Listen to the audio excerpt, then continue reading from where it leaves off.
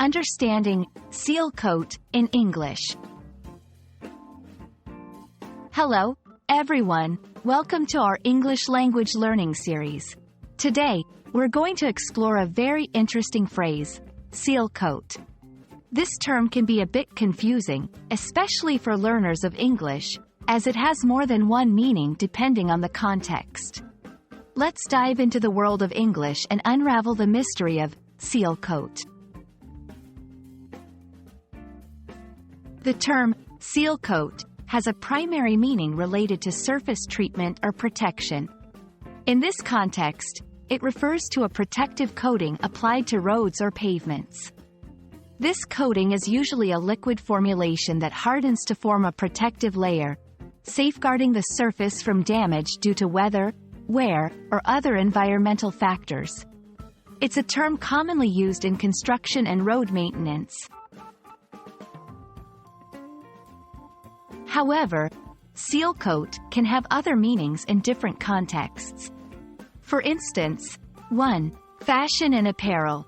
In the world of fashion, a seal coat could refer to a coat made from seal fur. This usage is less common and often associated with historical or regional clothing styles. 2. Animal behavior.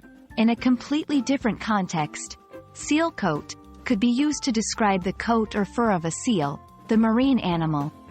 This usage is more descriptive and not tied to any technical definition. Let's look at how seal coat can be used in different sentences. 1. Construction context. The city plans to apply a seal coat to the old highway to extend its life. 2. Fashion context. I saw an antique seal coat at the museum, showcasing early 20th century fashion. 3. Descriptive context. The young seal's coat was remarkably smooth and shiny. Context is key. The meaning of seal coat largely depends on the context in which it's used. In construction, it's more about protection and maintenance. In fashion or descriptive contexts, it refers to material or the appearance of a seal's fur.